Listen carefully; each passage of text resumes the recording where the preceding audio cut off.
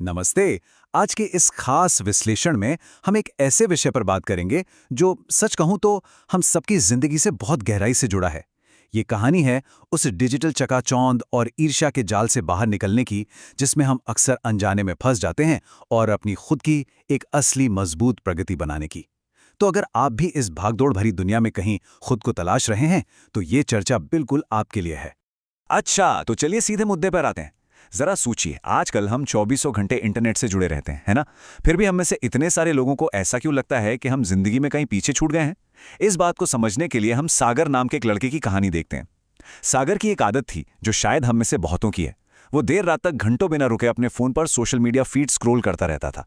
अब होता क्या है ना, जब आप लगातार स्क्रीन पर दूसरों की परफेक्ट जिंदगी और सफलताओं को देखते हैं तो दिमाग में एक झूठा सा एहसास पैदा होने लगता है। ऐसा लगता है कि पूरी दुनिया बस आगे ही बढ़ रही है और केवल एक हम ही है जो अपनी जगह पर अटके हुए हैं।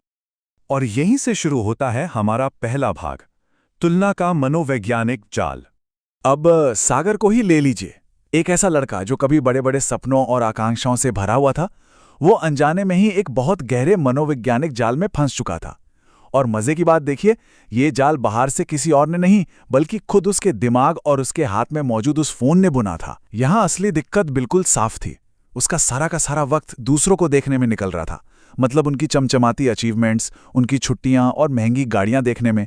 और दूसरी तरफ था खुद को देखना, जो खैर पूरी तरह से इग्नोर हो चुका था। वो बस दिन भर यही सोचता रहता कि दूसरे लोग इतने लकी क्यों हैं, और इस चक्कर में उसने खुद के विकास को पूरी तरह से किनारे कर दिया था। तो यहाँ समझने वाली सबसे अहम बात यह है कि सागर की ये जो लगातार स्क्रीन स्क्रॉल करने वाली आदत थी ना, वो एक बहुत ही गहरी और सच्ची बात का जीता जागता उदाहरण बन गई थी।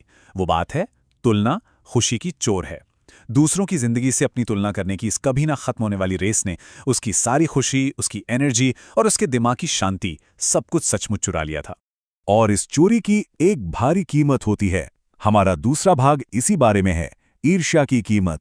देखिए, बात सिर्फ इतनी नहीं थी कि उसका टाइम वेस्ट हो रहा था। इसका एक बहुत भारी इमोशनल असर भी उस पर पड़ रहा था। रोज रोज की ये तुलना एक इंसान को अंदर ही अंदर कितना छोटा और कमजोर महसूस करा सकती है, ये सागर की हालत देखकर साफ पता चलता था। सीधी सी बात है, जब कोई इंसान लगातार बस दूसरों की खुशियों और सफलताओं का हिसाब रखने में बिजी रहता है ना, तो वो पक्के तौर पर अपनी खुद की जिंदगी की अच्छी चीजों को, अपनी ब्लेसिंग्स को अनदेखा कर देता है। इस लगातार जलने और खुद को कमतर समझने की वजह से सागर धीरे धीरे ये भूलता जा रहा था कि वो असल में कौन है और उसकी असली क्षमताएं क्या हैं। लेकिन रुकिए, हर तस्वीर के दो पहलू होते हैं और दूसरा पहलू अक्सर धुंधला सा हो जाता है। सच तो ये था कि सागर के अंदर गजब का पोटेंशियल था। उसकी अपनी एक ताकत थी, अपना टैलेंट था। स्कूल के वो पुराने सुनहरे दिन जब टीचर्स उसकी कितनी तारीफ किया करते थे, और उसकी अपनी एक पूरी कहानी थी जो अभी लिखी जानी बाकी थी। पर दिक्कत ये थी कि ये सारी की सारी कीमती चीजें उसकी इस मौजूदा नेगेटिव सोच के काले बादलों के पीछे पूरी तरह से छिप गई थीं। अब आते हैं हमारे तीसरे भाग पर, मौन की शक्ति। इस पूरी कहानी में टर्निंग पॉइंट तब आया जब एक शाम सागर रोज की तरह अपने फोन में पूरी तरह से खोया हुआ था और अचानक उसके फोन की बैटरी डेड हो गई। स्क्रीन एकदम काली, सब कुछ शांत। ये वो एकदम गहरा सन्नाटा था जिसने उन सारी भटकाने वाली आवाजों और तस्वीरों को एक झटके में गायब कर दिया। कोई तुलना नहीं, सिर्फ वो और उसका मौन। और इसी गहरी शांति में पहली बार उसने खुद के अंदर झांकना शुरू किया। उसी सन्नाटे से उसके अंदर से एक बहुत ही पावरफुल सवाल गूंज उठा, मैं क्या बन सकता हूं? यहीं से शुरुआत होती है भाग 4 की, निर्माण की प्रक्रिया। अब यहां से ना कहानी की पूरी एनर्जी बदल जाती है।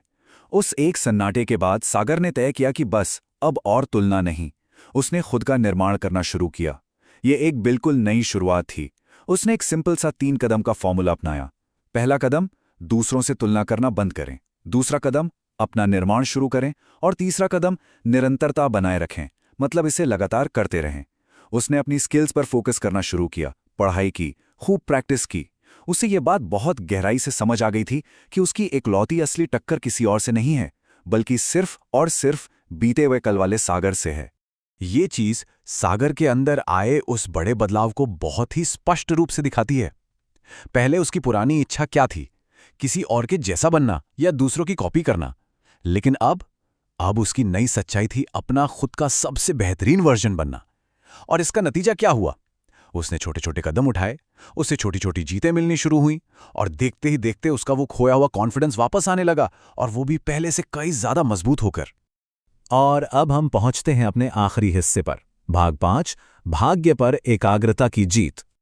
ये सागर के इस पूरे सफर का सबसे गहरा और सबसे सॉलिड एहसास था।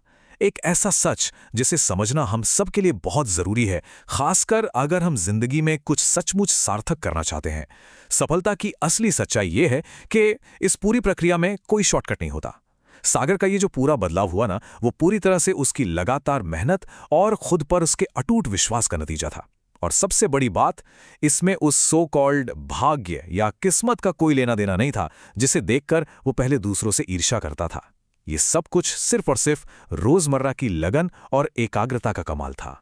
तो कुल मिलाकर इस पूरी स्रोत सामग्री का जो मूल संदेश है वो इन 3 आसान से वाक्यों में सिमट जाता है।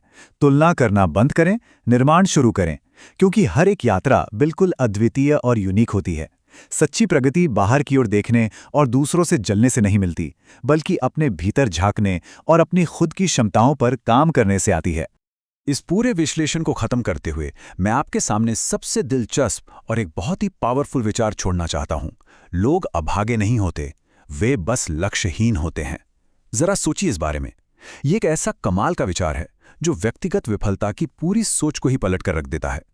ये हमें याद दिलाता है कि भाग्य का रोना रोने के बजाय अगर हम अपनी सारी एनर्जी सही जगह पर केंद्रित करें ना, तो कोई भी अपना रास्ता खुद बना सकता है।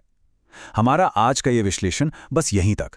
मुझे पूरा यकीन है कि इस चर्चा ने आपको ये सोचने पर जरूर मजबूर किया होगा कि अपनी ऊर्जा दूसरों से तुलना करने में खर्च करनी है या फिर अपना कुछ नया और बेहतरीन बनाने में।